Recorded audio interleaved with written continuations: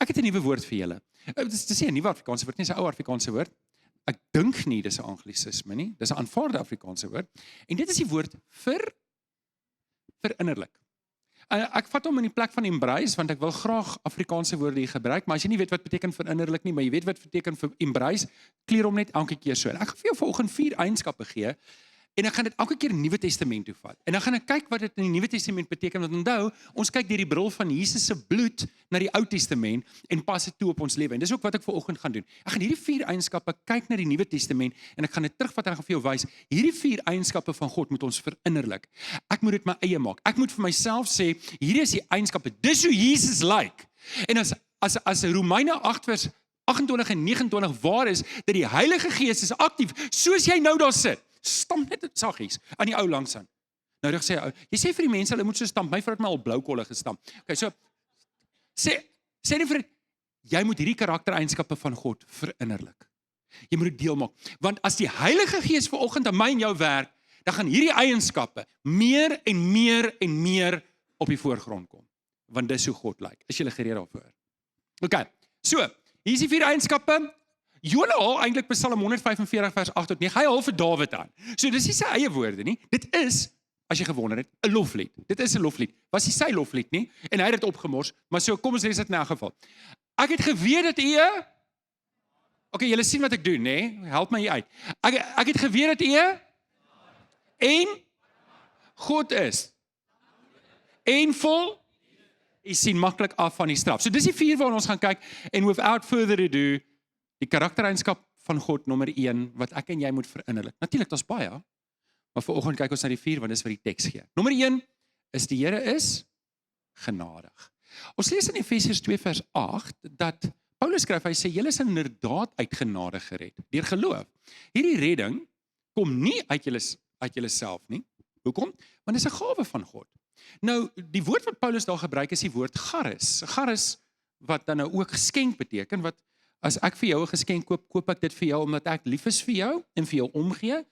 En soms mis ek jou verjaarsdag, oom Cassie, ek is baie jammer, ek het hom se verjaarsdag laas Woensdag, so ek sal volgende jaar hoop ek vir oom Jene gee. Maar jy weet, 'n geskenk is iets wat jy verniet gee, dis iets wat uit die goedheid van jou hart kom, en dis iets wat jy verdien nie. Stem julle saam? En dis presies wat die woord charis beteken. It's undeserved grace, favorable attitude, nee, towards someone or something. Nou ek wil hê jy moet hierdie betekenis, hierdie definisie in jou hart hou, dat genade, redding, genade is iets wat die Here vir my gee, wat ek nie verdien nie, maar hy gee dit vir my omdat hy van my hou. Hy het 'n positiewe houding teenoor my. Hy het 'n positiewe uitkyk oor jou. En weet jy wat? Wie van julle ken ten minste een persoon wat jy weet, dis jou go-to person. Daai persoon is positief oor jou. Ken julle almal so iemand? Wel, dan ken julle nie Jesus nie. Want hy is positief oor jou. Iemand sê net amen daarop. Ek dink dit was baie slim opgestel. Lyk my julle het baie vriende nie. Hoorie, as iemand jou ooit weer daai vraag vra, nê, kan jy daarom sê ek is positief oor jou want ek hou van jou. Okay, ek hou baie van julle. Julle is my favorite mense in die hele wêreld. Oh. Okay, so kom ons gaan aan. Hier is die ding. Nou, charis is nie die Hebreëse woord nie, dis die Griekse woord. Volgende dink ek moet ek die Hebreëse woord insit. Nee, dis te complicated. Ek gaan dit nie nou doen nie. Maar charis is die genade wat die Here oor hierdie hele Ninive gewys het. Hy kyk na die stad en hy sê, ek hou van hierdie mense. Ek wil vir hulle my genade wys. Maar hulle is so ver weg van my af. Ek kort 'n profeet om hulle te moet gaan aanspreek en ek weet, ek het vertroue in wie hulle is, dat wanneer my genade aan hulle openbaar word, sal hulle onmiddellik bekeer. En dis presies wat gebeur het. So, dis wat genade is. Die Here gee vir hierdie hele stad onverdiende genade. Hy het 'n positiewe gesindheid teenoor hulle. Hy het 'n gunstige houding. Hy wil hulle red. Hy kondig straf aan met die doel dat hulle moet bekeer sodat hulle kan red.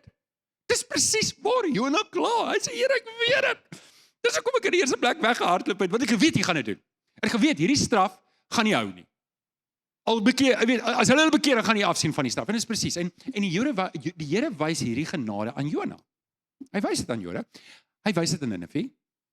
Hy wys dit aan my en aan jou. En hy wil hê ek en jy moet dit ook wys vir die mense om ons. Hy wil hê ons moet daai genade wys. Dis wat hy wou gehad het Jona moet doen in die eerste plek. Die Here wou gehad het Jona moet daai genade wys. Die Here wou gehad het Jona moet daar deur die stad stap. en na hulle kyk en sien wat hy sien en seer het wat hy het en na hulle kyk en sê hierdie mense is verlore en hulle kort redding en hulle sy hart, die Here se hart was seer vir hierdie mense. Dis hoekom hy dit doen. Maar Jona het dit nie gedoen nie. En die Here verwag dit van ons ook. En partykeer is ek wat Johan Delport is. Hart teenoor die mense daar buite. Nie teenoor julle nie. Hoor jy, as jy deur 'n slegte tyd gaan, breek my hart, ek sal saam met jou huil maklik. Maar partykeer is ek 'n bietjie apaties teenoor die mense daar buite. Wie's nog daar? Okay, preek vanoggend vir myself, lyk dit vir my. God se genade in Jesus moet deur my en jou vloei na buite.